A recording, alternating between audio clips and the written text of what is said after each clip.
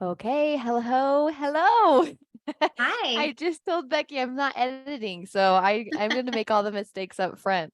Welcome. We're so excited to have Becky here. I love this interview style where I get to highlight other women and what they're passionate about and what they're working on, and just so much wisdom that Becky has, and her story is so fun to learn from. So, Becky, tell us a little bit about yourself, and then we'll get into the details. All right, my name is Becky Smith and I live in Phoenix, Arizona. It's super hot right now. Oh yeah. I have four boys. The oldest is 25 and the youngest is 14. I am a life coach, a certified life coach through the Life Coach School and also through Brooke Snow Creation Coach. I am a yoga teacher, and I'm also a bar instructor. So that keeps me really busy. I love to read. I love fiction and I love self-help, both of those together. And I love chocolate. I'm a big fan of anything chocolate. I love that. So that's a little bit about Um, me. I'm right there with you. I ran out of chocolate chips the other day. I'm like, if they're chocolate chips, it's not as the same as a chocolate bar, right? It doesn't count. You can just grab a handful as you're walking by, and calories don't count, and in I chocolate literally chip. ran to the store. I was like, I need to go grocery shopping tonight, Dave. So 10 o'clock, I grabbed my chocolate chips. So I'm right there with you on the chocolate chips. And it's so fun. Becky and I met on a boat actually in May. Was it May? We were at a life coach school event and it was so fun. So we met there and then Yeah. I'm going through the Brooke Snow co-creation coach or the creation coach certification. And Becky had told me about that. So we have some connections there. And I'm just excited to highlight what you coach on, what got you interested in it, and just share with others what it's like to be a coach. Because in all the things you do, overall, the like overall umbrella is I'm a coach, yoga, bar, a life coach, doing habit coaching. So fun. So for the first part, like why did you want to become a life coach or what attracted you to yoga? Like why did you start doing these things or go on this journey of self-improvement?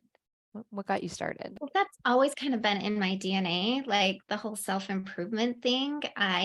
When I found Oprah, like I did not find the Oprah show until I was in college because I was in a small town. And anyway, I never saw it. And she's one of the original life coaches, right? Mhm. And I just ate it up and I loved it. But really got me into actual life coaching was by trying it myself and the profound change that it made in my life. And then it just also felt like coming home for me. It was like all my strengths and all my passions were in this life coaching that I never knew existed before, you know? And I also found that I was good at it, that I was really good at listening, that I'm really good at holding space for other people and not being judgmental, and that I really care about my client. I don't know if you're very familiar with the Enneagram and what Yeah. type you are. Well, I'm a type 2, which is a helper. And that is just what I gravitate towards. I want to help people and I want to help myself. I want to help people. So, yeah, that's why coaching is just home. It's just a part of who I am. And it's like I can't not be a coach. Yeah. I love hearing that, like knowing that about yourself, that I'm a helper and this is something that I'm passionate about. And so knowing that you can, I think that's why a lot of people get into coaching is because they want to help. They want to, and it's fulfilling and it's rewarding. And there's also so many opportunities to coach in different varieties. You can do fitness, you can do weight loss, you can do relationships. There's a lot of things. Like, how do you pick? This is the thing. This is what I coach on a lot is how do I pick my niche? How do I pick like my expertise? So as a life coach, when you saw I want to help people, how did you decide what you wanted to help them with? Um, well, that's a good question because I've had different iterations of what I help people on, but it always really comes back to the same thing. But I would say it's whatever is most prevalent in your life, whatever's upfront with you. Like, what are you struggling with? What is your story? your mess is your message. Mhm. What's going on with you, and you're your first best client. So Yes. it's really just my story is what has come out and what has been my specialty and what's been my niche. Yeah, that's so true. I feel like when you said you are your first client, yes, every day I coach myself, and that's what I coach others on, is exactly I coach them on balancing work and life, creating consistent content and habits. And so it falls right in alignment with what I'm working on. So I love that you said that. So what did you decide for and it never I have come to find when I pick a niche, I'm like, it doesn't have to be forever. I change and I adapt and my interest changes. So, what did you kind of niche down to, or what did you specialize in for life coaching? I help women of faith improve their relationships Yeah. What does and that look like? close family relationships. When you say relationships, that can just seem really broad. So I'm talking your husband, your mother in law, your teenage child, your child, your sister in law, those close family relationships. That's what I specialize in. Yeah, I think that's such a powerful topic too to coach on because when you think about it, like life things seem out of order or like the things that you truly, truly care about are relationships. If you really get down to it, it's like this is what I value so much is this and the relationship with yourself. I always say like you have to have that relationship with yourself, then your spouse, then your family, but it has to start with you. So do you have any tips? Let's say that someone is working on maybe they have a specific situation in their life where they feel like their relationship's not where they want it to be or they're struggling in that area, what advice would you give them? Basically, what you just said is your relationship with yourself. That is honestly the most important thing. It having a sense of self. And I've heard the word lately, selfhood. Oh, You really need to find your selfhood. And that's where I began. I was a stay-at-home mom. I did some like work from home type of things, but I was a stay-at-home mom for 20 years when I found like kind of just hit a wall. Like of I don't know who I am anymore outside of being a mom and maybe being in my faith in church and being a wife. I didn't know who I was. And I had lost my hobbies and things that I cared about and things that made me me. And so that is where I would start is what do you want? Seems like such a simple question. Like everyone knows what they want, right? No, no, we don't. And especially if you're a helper like me, if you tend towards people pleasing, then you spent your whole life worrying about what other people want and other people's feelings and deferring to other people for advice, for direction, and you don't know what you want. And so that would really be my advice to anyone is to get a sense of yourself first. that's so good. And when you share that story of I'm a helper and I was in motherhood and you stop doing those hobbies because your time is filled with kids and raising them and doing that. And it can almost be like a loss of identity or like, who am I outside of this? And Yeah. so, yeah, going on that journey to discover, I feel like in the creation coach certification, that's what we learn about a lot is identity and living in that true identity and following those passions. And do you feel like, okay, now that I've gone on that journey, is it something that you want to continue to learn more or be a beginner at something else? Or like, what do you do now that you've created those hobbies and created that for yourself? How do you continue? Oh, I'm always learning and being stretched. I mean, right now it's building a business, and oh boy, if Oh, you yeah. want personal development, start a business because it will stretch you in every way. Um, from technology that, I mean, I just trying to keep up with technology, you have to learn something new every single day, right? Yeah. So yeah, I think it's building the business and learning about sales and marketing and um yeah, that's what's always stretching, growing, improving right now is the business. Yeah. I agree. I think building a business is one of the best personal development tools. I always think I've learned patience. I've learned I can see myself when I first started building my business. I would like be devastated when a hard drive crashed or I lost all my YouTube video footage and I thought it was the end of the world. And I just had to go through this huge, like the huge learning experience of, oh, I can do it again. That was never meant to be. Like instead of beating myself up, how did you let that happen? Why technology is the worst? I want to throw it out the window.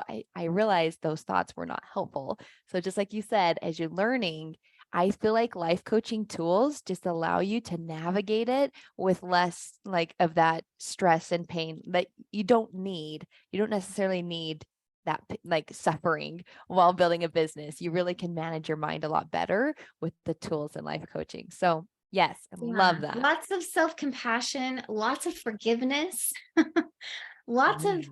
repentance, like starting over, turning around, trying again. Lots and lots of that when you're building your own business.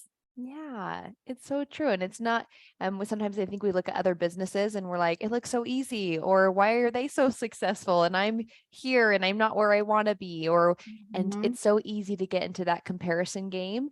But I have come to find that when you look at businesses, I think, oh, who is their mentor? I like to look at it or what's their framework and cheer for them. I'm so glad that they found that success. What can I learn from that? So have you hired mentors? Like, what have you done to build the business? What have you felt like this has been like a really great resource as I'm moving forward and building the business? Has it been using the life coach school tools? Like, what have you done to do that? Um, yeah, life coach school tools, but can I just give you a plug? You've been amazing. Oh, Really, I love your program. I love how you have it set up. I love the individual coaching. I feel like I'm not just a number. I feel like you really know me and care about me. And I feel like that you're like a cheerleader in my business. And I feel like that it's really helped a lot. So I oh, want thank to give you that plug. you. Thank you saying that. Yes, for those listening. So I mentor Becky in her business, but oh, I was not reaching for No, that. no, That's I it's honest. thank It's you. true. Well, thank you for saying that. It's funny because I come to find that the things that you're so like passionate about and love, you research and you learn. And online business is something that I would have never known I had such a passion for. Like it is so fun. And I love being a part of other women's businesses and getting it set up and creating their funnels and creating their content. It's so fun to do. And a lot of Yeah, it's times, very genuine from you. Like, yeah. I don't feel like I'm a number.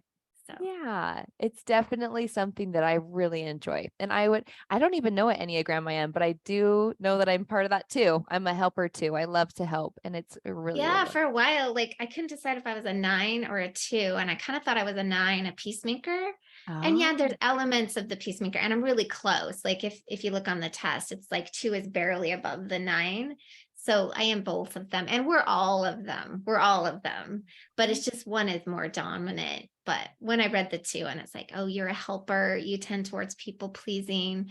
Oh, another interesting thing it said about 2 is that relationships are everything to it too. oh, And I was interesting. like, oh, that's why it's my niche. And that's what you coach on. That I'm now we're all going to take Yes, Enneagram go test take after it. this. We're all going to have to go take one because I've never taken one. I know them, I'm familiar with them, but I like don't know them at the top of my head. I feel like I knew the colors. I'm a blue, I have order, Oh, and okay. yellow. I like to play. Like I knew those colors, but I don't know the Yeah. Enneagrams as well. So I need to look at those. Okay, do you have any specific examples? So once you started coaching and doing the life coaching, working with clients, you're building the business, do you have any of those stories of transformations or some specifics about helping others with their relationships? Yes. So one of my very first clients was struggling with her mother-in-law. And it was to the point where my client would not go to any family gathering. And they live within 10 minutes of their in-laws.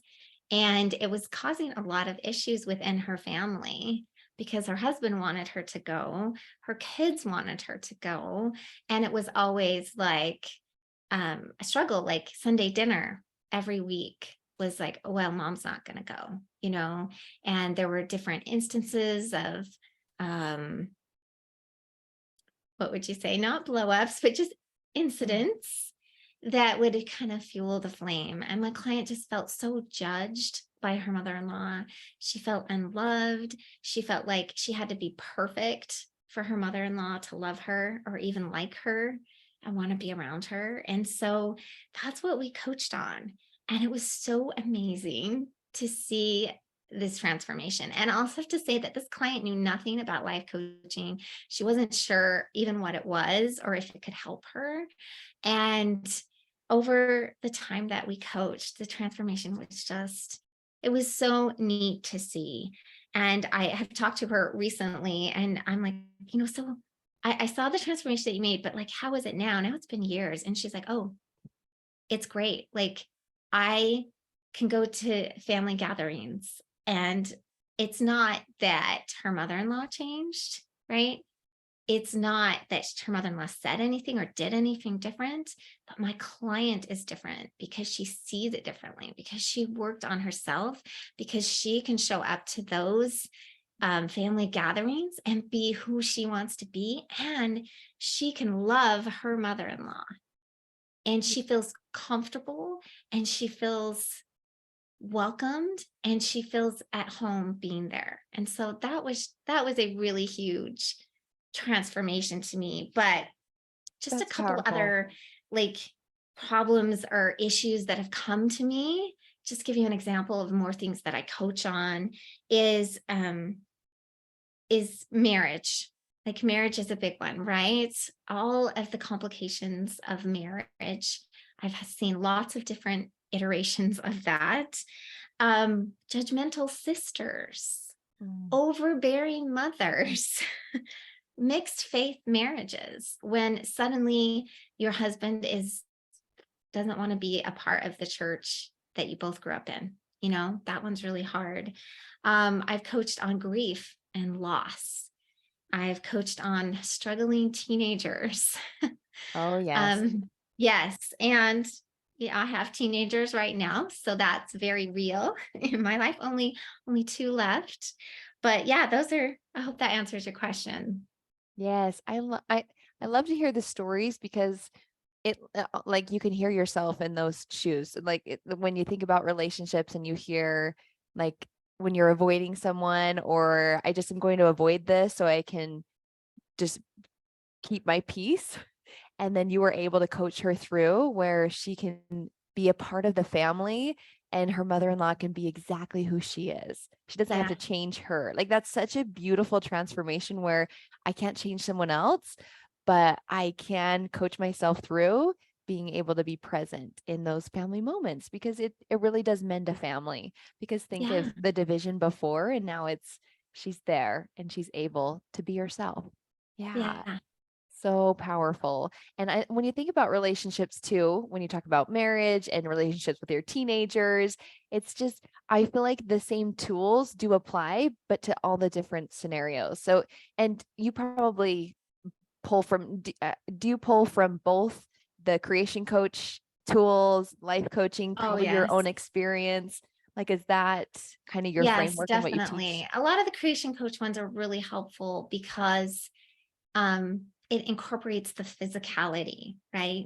Like Mhm. moving your body, meditation, breath work. All of those things are really essential too. The mindset is amazing, right? Working on our thoughts and our conscious thoughts is amazing, but I feel like it's kind of incomplete when you don't add those other ones.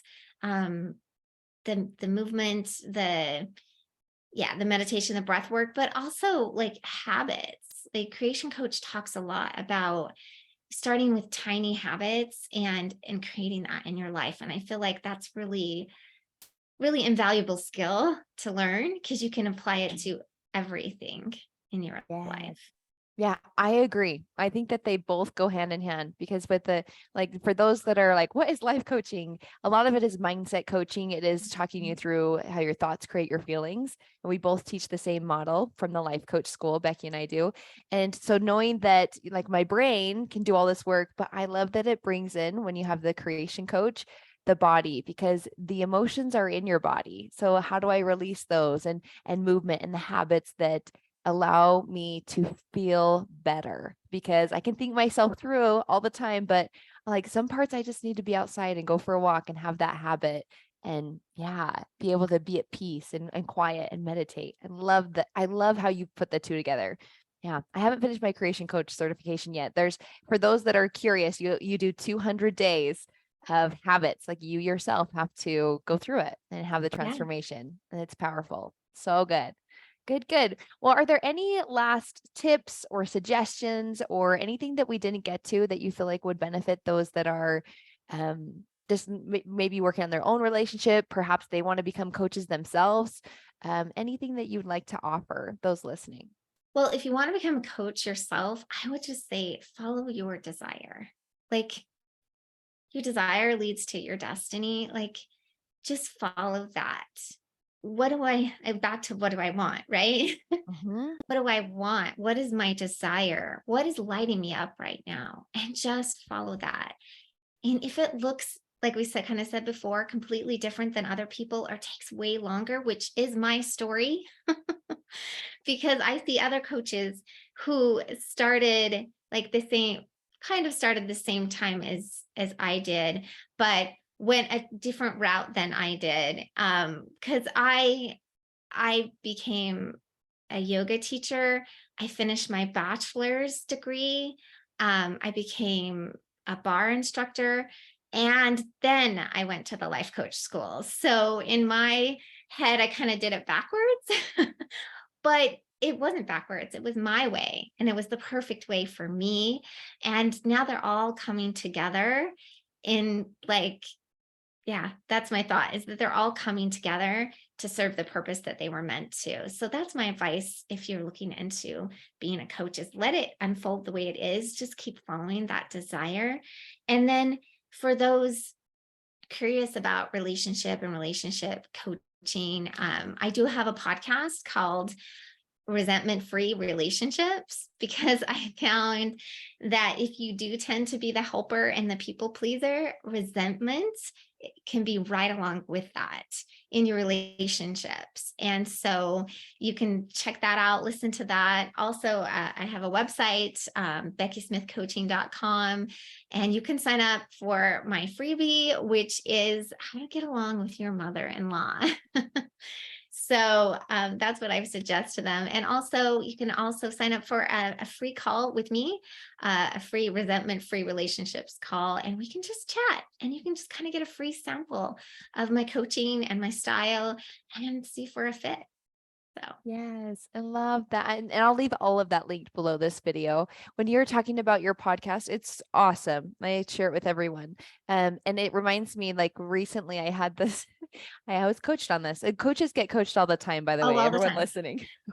We get coached because you just see the power of it. Because sometimes I like to think about it if I'm inside a bottle and I'm trying to read the nutrition facts, it's impossible. But if I have a coach, they're on the outside and they can read it, they can kind of see things that I can't see. And so one of mine, like to show a relationship and how I was feeling resentment, how you said like you're people pleasing. My husband loves pickleball. I just have to share this story. So he loves pickleball. And this has been a recurring story. And he'll say, I'm going to be gone for 2 hours at pickleball. I'm like, okay, he'll be home for dinner. And I would be like, okay, that's fine.